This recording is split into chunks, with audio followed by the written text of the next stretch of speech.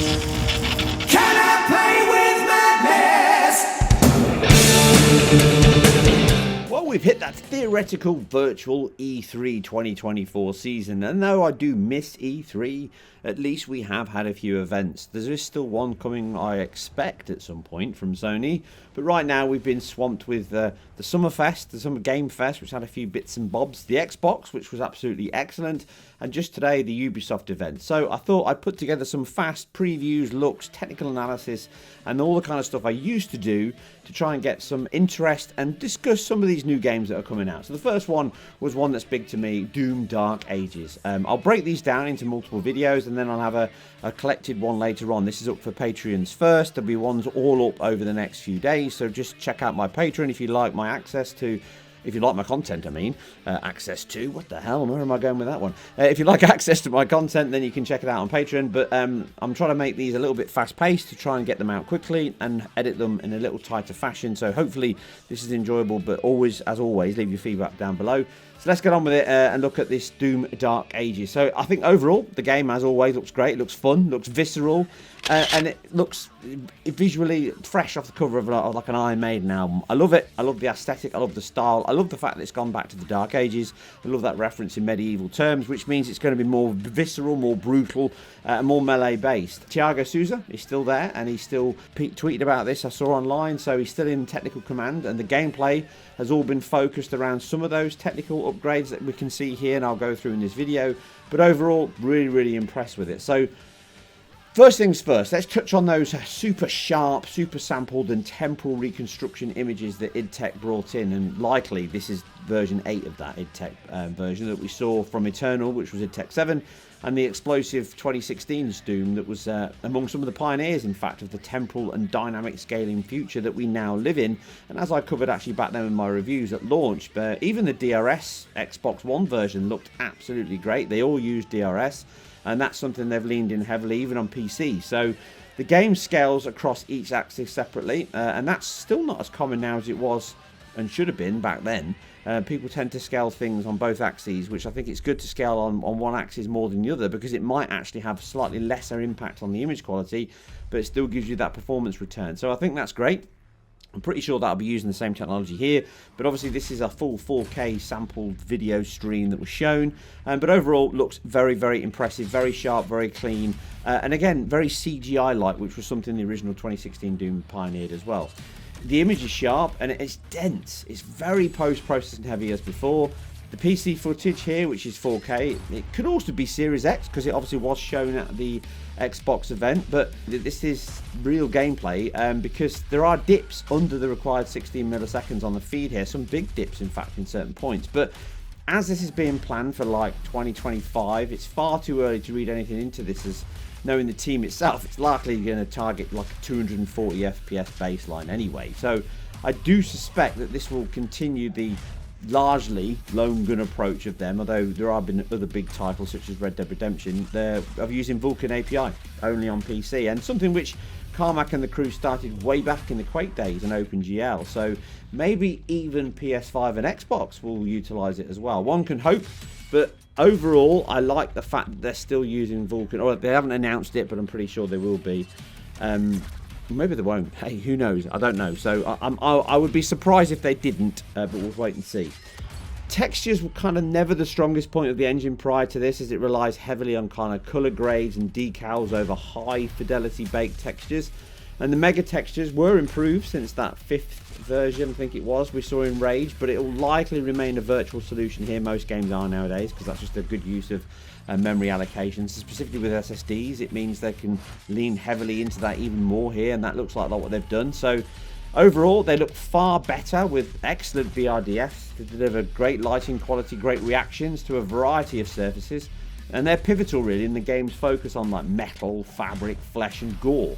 And the focus is rightly on the real estate of each aspect takes up on the screens. To the super shotgun and this beautiful skull chewer, I love it. It's skull spitter, whatever it is. I just love this weapon, the detail, the chewing the skulls. It's very Doom, it's very Iron Maiden. The new shield with the chainsaw built into it and the mace for the new melee combat looks detailed with a mix of polygon texture and normal map detail. And overall, everything looks, within the same world, but ramped up significantly. And it's one of those things where you look at it and think it looks just like Doom or Eternal, but as you can see on screen now, just doing some comparisons, you can see that even on PC's best, there's a big upgrade here in terms of the density and the visual quality, and overall the lighting quality. Enemies are as fleshy, squishy, and deformable and dismemberable as before, and the giblets and claret flies are plenty in this brief gameplay teaser that we saw.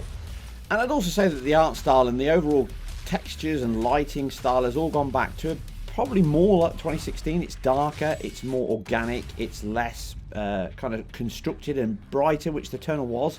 I'm not saying Eternal wasn't fully bright, as you can see here, but it definitely has a brighter tone than what Doom 2016 has, and certainly what Doom Dark Ages has here. So I hope they lean heavily into that darker style, because that's really what Doom is all about.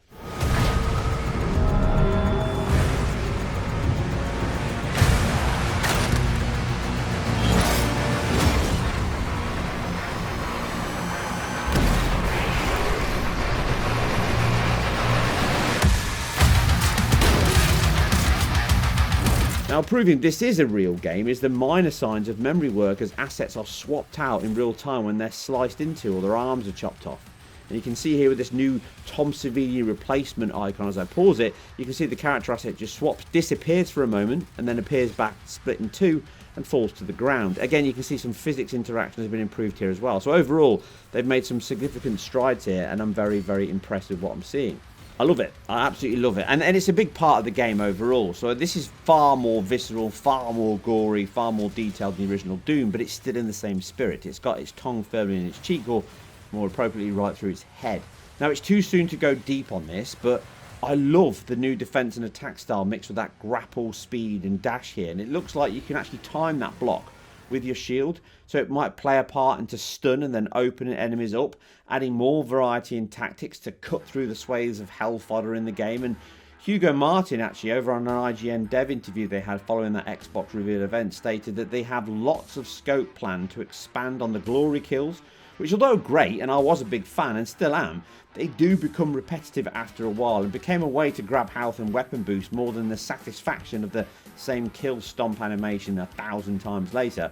But it's great to hear that they are looking forward to learning more about the kind of meat and potatoes of the game in its dedicated reveal event, possibly later this year or maybe next year, in terms of showing this game off. For some other aspects, technical aspects at least, the volumetric clouds and smoke looks to have been a new core aspect here, with the cracking intro as Doomguy splits the heavens and descends to hell on earth to do battle. The kind of dense cloud parting and the swirling vortex from that pressure looks great, and a huge bloom of smoke billows forth, and a big drop here in performance, potentially highlighting the cost these actually have within the game engine and hardware itself. And as IDtech 6 and 7 really pushed hard on the fog volumes, more so in Wolfenstein, then this does seem to enact an impressive evolution on their previous technology and their engine evolution. There's many great shots in the demo overall that use volumetrics, and this particular shot here I love. It kind of gives a Ralph McQuarrie matte painting vibe from a more dystopian Star Wars universe. And this sometimes just gives me those vibes of old comic books and graphic novels used to read in the 80s. And it still uses that kind of pre-canned destruction system we saw in Eternal to enhance the spectacle and physicality. You can see here as it crashes into the tower, it shows that crumbling debris as it falls off, and that's probably a pre-canned animation. And this depth and solidity in the visuals looks to be a big step up again, and the scale in terms of the huge map that you can go fragging to your heart's content in, and then fly over with your new Train Your Dragon buddy, which you can see in the demo as well. And this will open up even more gameplay and level design choices, making it far more vertical and larger than any other Doom game before, and probably Wolfenstein, and significantly bigger than anything they've made before. And that really means they must have made huge strides in their memory streaming techniques, and we see this often in the demo. There's kind of this opening shot that pans into this Greek Roman-like battle-ravaged fort, and it flies across the pillar in the sky and zooming through this packed landscape that has hundreds of enemies on the screen, and even battling inside these huge mechs. It really is a very impressive level of scale and increase they've added to the game, and it shows how much more geometry, skinning, quality and speed that they're showing here. There's lots of instances in terms of multiple enemies that are the same, their animation routines are all separate, but that really shows a huge level of technical expertise to try and push this level of quality at the frame rates that we know these guys are going to push.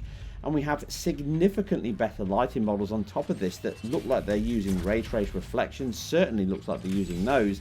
And it does look like potentially ambient occlusion and maybe even shadows, which is a massive increase here over the previously stunning Doom and Eternal. But adding all this up, we have a huge increase in complexity, quality, density, scale and speed, and fidelity overall that has come with the ability for them to target current generation consoles and PC. I'm pretty sure they'll be leaning heavily on the SSD speed, the access times, the memory subsystems. I'm looking forward to the technical deep dives this game will definitely have once IDtech get the chance to put forth their wares and show people off what they've been making behind the scenes. As many of you know, I love Doom and have done since before it was a Rockstar status back with Wolfenstein and before. But with Thiago and the entire id crew, the technology and game is in very, very safe hands, and I cannot wait to take my handbasket into hell with this. A technical marvel awaits us, I'm sure, and I really am looking forward to what this delivers across Xbox, PS5 and PC. And it really could be a big testament to how fast and productive the latest hardware will run these kind of games. The 4090 really is going to stretch its legs on something like this. So overall, very, very excited. I think it was a great showing. I would have hoped for more, but you can definitely see here from some of the little bits and bobs that I've discussed that this is definitely a work in progress. It's definitely got some legs left over in terms of getting it finished. Not sure what stage it's at, but their aspirations are clearly far, far bigger, more exhaustive than I gave them original credit for. I didn't think they'd go this large, this big. I don't think it's going to be open world. Pretty sure it won't be. It'll still be linear, but they're probably going to go down that Elden Ring style, looking at the size of the map, where you'll have this huge area and you can tackle it in different chunks and go in different order. So less linearity, but it's still going to be a linear story you fight through and still focused on the combat and battling. So overall, very, very impressed. And that's it for my quick previews in all these new games coming up, hopefully now in the next couple of years on PC, PS5 and Xbox, and even Nintendo soon to come into the fray as well with their new hardware. And remember, if you like what I do, I'm completely self-funded and independent. You can help me by putting a comment down below, giving this video a thumbs up if you like it, give it a thumbs down, and a comment if you don't, give it a comment if you do. All your feedback is welcome. And if you want to support me here and obviously what I do elsewhere, you can support me over on Patreon, where you get access to this kind of stuff and obviously retro stuff and other things I've been working on in the background. But for now, I'm out, but I'll catch you very soon on the next one.